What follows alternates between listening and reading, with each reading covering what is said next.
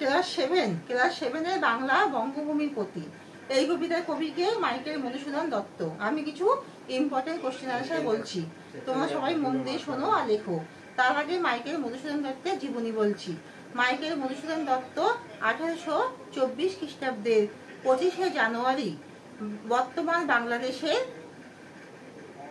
যশোর জেলায় সাগরদাড়িতে জন্মগ্রহণ করেছিলেন।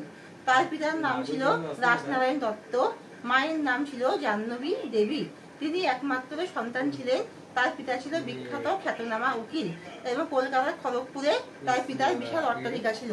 তিনি শৈশব থেকে খুবই পড়াশোনাতে খুবই ইন্টেলিজেন্ট ছিলেন এবং সংস্কৃত, গ্রিক, ল্যাটিন প্রভৃতি বিভিন্ন ভাষাতে তিনি সুপণ্ডিত ছিলেন।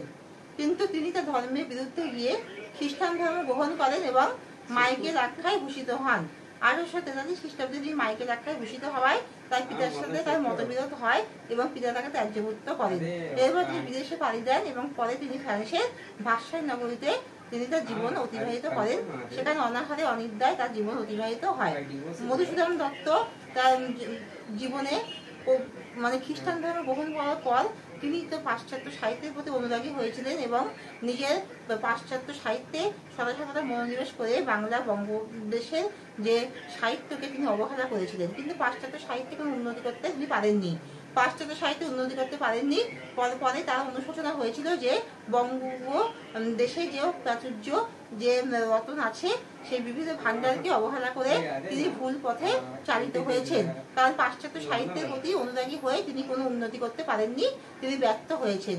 তাই পুরলক্ষ্মী তাকে বলছেন যে তোর কেন এই ভিখারির দশা, আমার বঙ্গদেশে যে প্রাচুর্য আর রত্নাদি আছে তাকে অবহেলা করে আজই তোর কেন এই ভিখারির দশা হয়েছে। এই কবিতার কিছু ইম্পর্টেন্ট কোশ্চেন আনসার বলছি, তোমরা সবাই মন দিয়ে শোনো আর লেখো। সবাই ভালো করে এগুলো মুখস্থ করবে আর সবাই কমেন্ট পাঠাবে। এই কবিতার কবিকে মাইকেল মধুসূদন দত্ত। এই মিনতি করি পরে কবি কার কাছে কি প্রার্থনা জানিয়েছিলেন? কবিতা দেশমাতার কাছে প্রার্থনা জানিয়েছেন। তিনি প্রার্থনা জানিয়েছেন দেশমাতা যেন তাকে মনে রাখেন। সেই ধন্য নরকুলে, কোন মানুষ নরকুলে ধন্য হন? ভালো কর্মের জন্য যে মানুষকে মৃত্যুর পরও সকলে স্মরণ করে সেই মানুষই ধন্য হয়। সে কবি নিজেকে বঙ্গভূমি দাস বলেছেন কেন? কবি নিজেকে বঙ্গভূমি দাস বলেছেন কারণ তিনি নিজেকে ভারত মাতার সেবক বলে মনে করেন। এর মধ্য দিয়ে জন্মভূমির প্রতি তার গভীর শ্রদ্ধা ও ভালোবাসার পরিচয় পাওয়া যায়। মধুহীন করুণা গো, মধু শব্দে কোন দুটি অর্থে ব্যবহার করা হয়েছে? এখানে কবির নাম মধুসূদন আর অন্যটি পদ্মের মধু হিসেবে এসেছে। কবির দৃষ্টিতে নশ্বর মানুষ কিভাবে অমরত্ব লাভ করে? কবির দৃষ্টিতে নশ্বর মানুষ কি করে অমরত্ব লাভ করে? অমরত্ব লাভ করে যে সমস্ত মানুষ তাদের ভালো কাজের জন্য সকল মানুষের মনে স্থান লাভ করে তারাই অমরত্ব লাভ করে। যে সকল মানুষ তাদের মহান কাজের জন্য সকল মানুষের মনে স্মরণীয় হয়ে থাকে তারাই অমরত্ব লাভ করে। তাহলে পদ পরিবর্তনের বাক্য রচনা। মধুর, মধু হচ্ছে পদ পরিবর্তন মধুর। বাক্য রচনা হচ্ছে সুমি ও সৌম্য দুই ভাই বোনের মধুর সম্পর্ক। প্রকাশিত, বার্ষিক পরীক্ষার ফল প্রকাশিত হয়েছে। দেহ, দৈহিক পদ পরিবর্তন। আর বাক্য রচনা হলো দৈহিক সোম বেশি ভালো নয়। অমর, অমরত্ব। দেবতারা, বাক্য রচনা হচ্ছে দেবতারা অমরত্ব পদ দেয় না।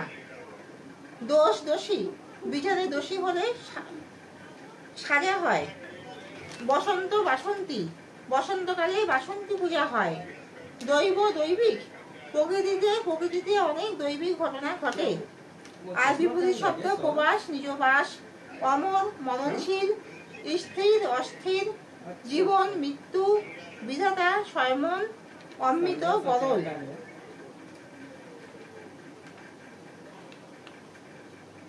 রেখো মা দাসেরে মনে। দাসেরে মনে হলো কর্তৃকারক, শূন্য বিভক্তি। দাস হলো কর্তৃকারক, শূন্য বিভক্তি। এ দেহ আকাশ হতে। আকাশ কিসের হতে? আকাশ হতে। তাহলে আকাশ হলো কর্মকারক, শূন্য। আকাশের পরে কিছু উচ্চারণে আসছে না আকাশ, তাহলে সেটা শূন্য বিভক্তি। মক্ষিকাও গলে না গো, পরিদে অমৃত হদে। ও পদিলে অমৃত হওয়া দে। কোথায় কোথায় কোশ্চেন করলে অমৃত হওয়া দে, এটা হচ্ছে অতিপালন কারক। এ বিভক্তি, কারণ অমৃত হোরা দে, এ আসছে লাস্টে, হোরা দে এ, তাহলে এ বিভক্তি।